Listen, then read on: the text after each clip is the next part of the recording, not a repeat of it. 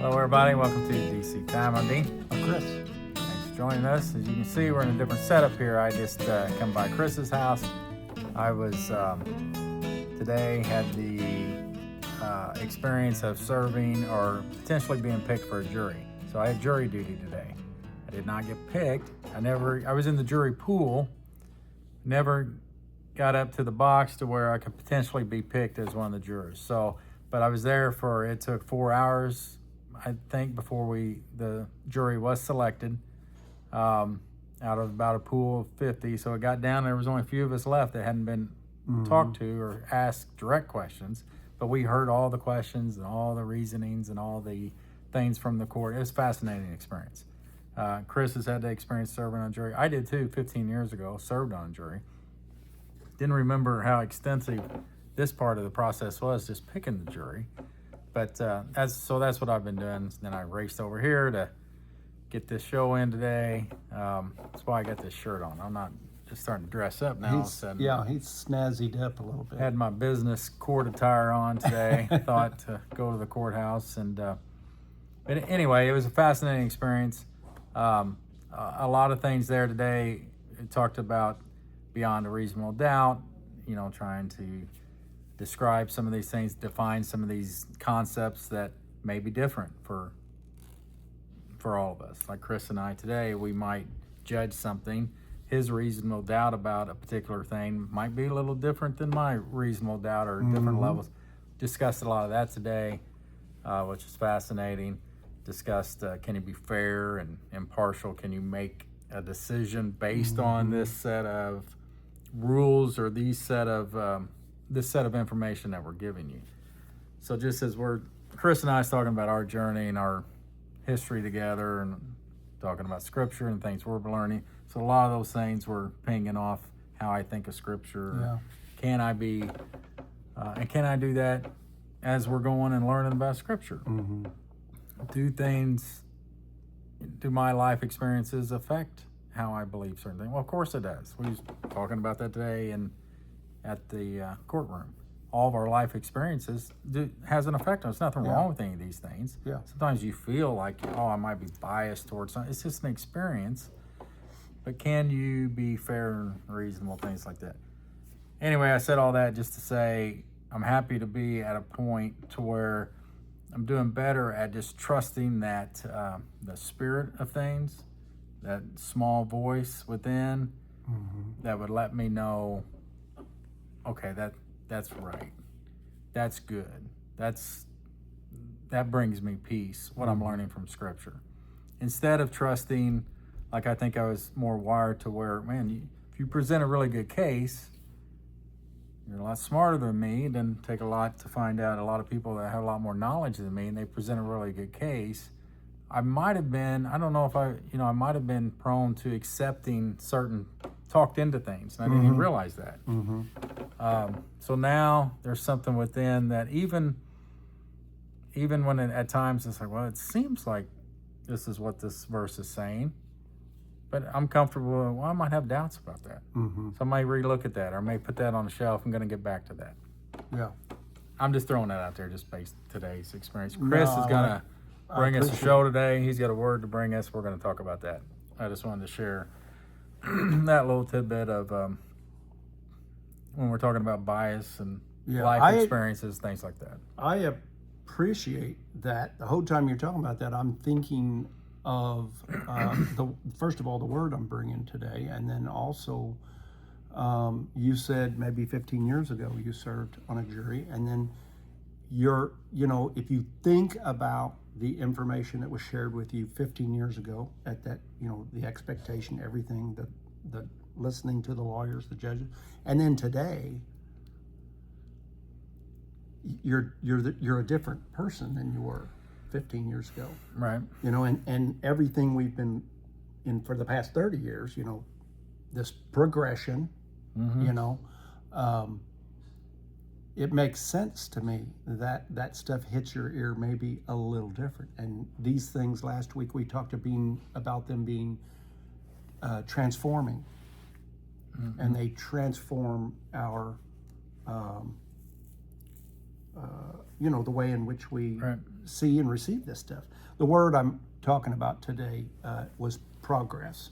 I've looked up the Greek word for progress, and it had been every now and again I would see it, or we would talk about progress.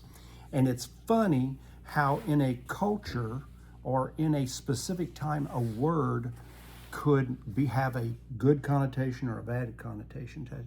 In the world of politics, the word progress right now can carry, depending on your position in politics, people who are progressive, or that people will think they don't like the sound of that. And then you have people who they are very proud of being progressive. And it's interesting that the word throughout time, we can change the attitudes and the connotations around certain words. Now today we're looking at the word progress. And in the Greek word is basically the way it was said was prokope. It's Prokope, but that's how it was pronounced, prokope. And it's G4297 in Strong's. But basically, it means furtherance, profit, advancement. It's a compound word, both of G4253 and G2875. Pro, meaning in front of. And then the second half of the word kopto was meant basically to cut or to chop down. Now, when I first saw that, I was like, how in the world does in front of and cut or chop down? How does that make sense?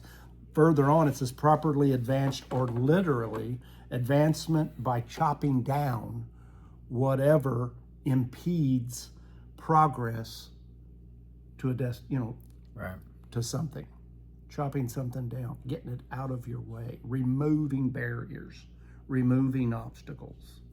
Later on, they talked about pioneers and armies would chop down whole forests in an effort to get to a desired destination. So then I was thinking of Paul, and Paul being in the early part of his writings, in the early Acts administration, his teaching as a Pharisee, and how far he went in Judaism. And then as we get down towards the end, when he's writing Ephesians and Colossians, the fact that now he talks in 1 Corinthians 13 that we are learning these things in installment. He's talking about it in Ephesians about adjusting the saints.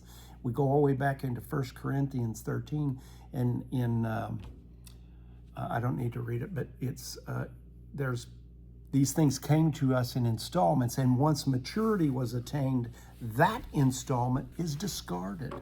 So then I'm thinking, here he is with the secret, the mystery. Right. And when I looked at the part where it said he's, chopping down to get to a destination, our Paul was the real first Paul Bunyan. He was doing that for us, He was clearing the way for us with Philippians and Ephesians and Colossians for this secret hidden in God. You can't find it. It's untraceable,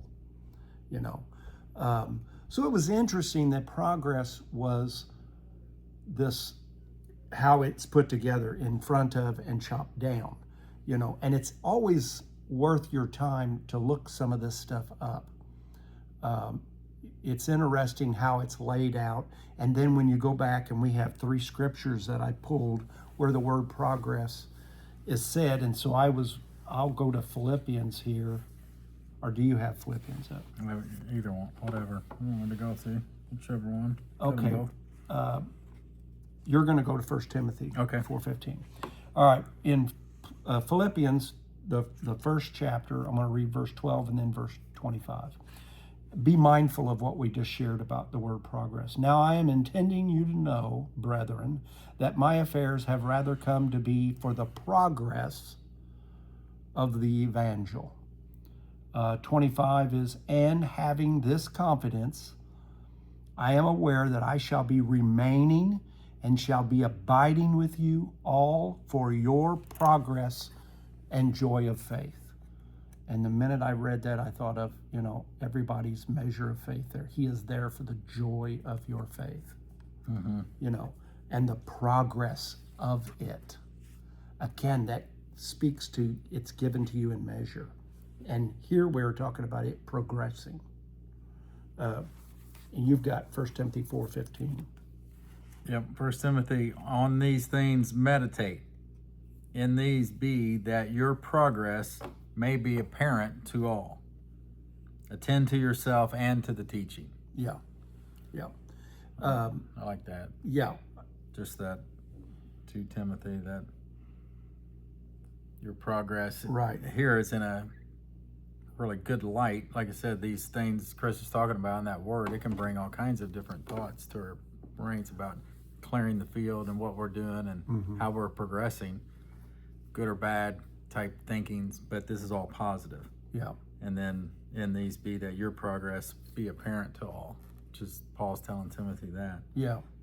Attend to yourself and to the teaching. I like that.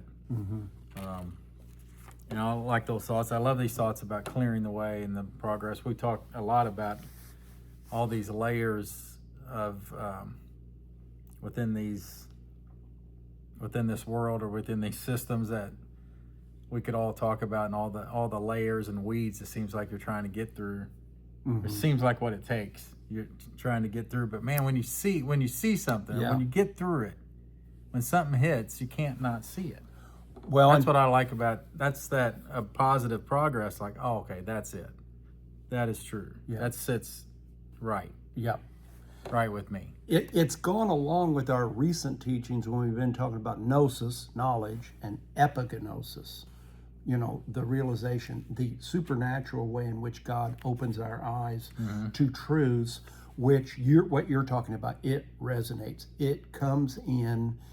It's the Spirit within. Right. And the Spirit is activated. I mean, you are just, oh my goodness, how did I not see that before? And then you can't unsee it in other places in Scripture. So that's kind of what this word was, that I kept coming back to, was our progress. And from time to time hearing certain ways in which people would push back when I would talk about some of these things, and I felt like there was some sort of criticism in the idea of progressing in my journey, and I couldn't wrap my mind around why. I think you and I have talked about, boy, the last thing it's so distasteful to think of yourself as being smarter than somebody else, and that's never been An issue for us. Right? no, hardly an issue for us to think we're smarter than someone else. No. But just that, it's just icky. You don't like that. When you see it in someone, you just can see it for what it is, and you reject it. But actually being excited, it's when Paul says you can walk worthily. When you understand this realization and knowledge and who it comes from, then that type of stuff I was talking about, that human fleshy stuff, then that starts to melt away. And the Spirit just transforms. It transforms the way you receive this. This word progress, you can think of it on your own, like we're doing now, or just at any time, and take it in personally and what it means to you, and break it down real basic. Because sometimes I think as we go about how we talk about our past or our journey, you're caught up in things and maybe think or pursuing, doing the best you can at progressing or what have you, without really thinking, what am I really doing, or what does that even mean? Or if I had it framed without knowing that we need to believe the right things. Yeah. about Do the right things. Yeah, well, of course. Then, of course, the behavior needs to Yeah. be there also. But even then, once you get through some of that kind of thing, and then it's about, oh, you need to believe. What's wrong with believing the correct things? Of course, we all want to do that. So then that becomes maybe the goal, and then Yeah. of I need to believe the right things, and then, of course, then you're maybe in a battle with each other because this person believes different, and then that sets up that, oh, so then you're on the defense, or then you're trying to prove, here's why what I believe is right, what you believe is wrong, things like that. Yeah. But you can get through some of that too, to where it becomes not about all those kinds of things necessarily. The progression in our journey began to change. We began to realize it was less about our endeavors, our attempting Right. to progress, Right. and started realizing that He is the one providing the progression. Right. It's just part of the transformation. That part of the journey that we thought we were furthering, advancement, these words, furtherance. It became clear that it was less about our endeavoring for progression and stuff, and it was really about the work He's performing and what He is doing. All the progression comes from Him. And right. And that's we're good with that. Yes. And there's, to flip it a little, there's a wonderful thing, or how I was stating, trying to progress, wanting to do that. Of course, I was talking about believing the correct things. So it's like we desperately want that. What's wrong with that, right? Yeah. What could be wrong with that? Show me what to believe. I want to believe the right thing. So I desperately want to do that still. Use whatever ability I have and whatever ability I think I have to reason this out and come to a decision on here's what to believe.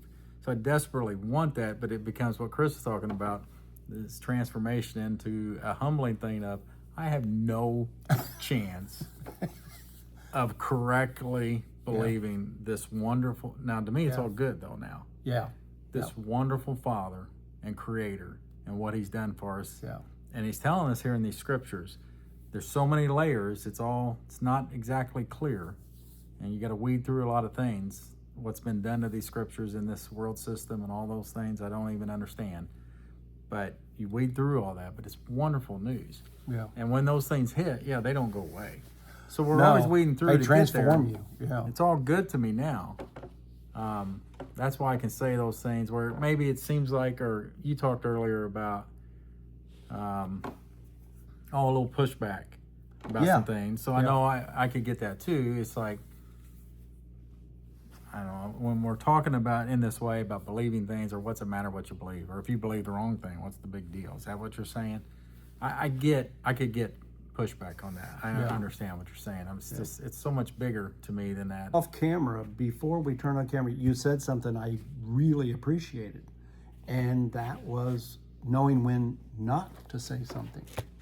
And that has been part of this progression, has been knowing when to say something, and maybe more importantly, when not to say something. What is not your function? Well, and you've talked about the motive. It's helped me. Like, well, what's my motive to point out? Well, I got to tell this person what I believe. Yeah. Right now, because what they're thinking doesn't line up with me. I mean, if the point is not to help and love, to help someone's joy or help someone's peace, if that's not the intent, I don't know why. What would we have to say? Right. That all depends on the relationship. That's all personal. Yeah, it's knowing your audience too. Where between the two of you, where you're at, where but I did appreciate you sharing. Knowing when not to say something can be every bit, if not more important than forcing something. I needed to hear that. All right. Well, that's all I had today. You all have a great week. We obviously love the comments, and appreciate our listeners, and you all have a great week.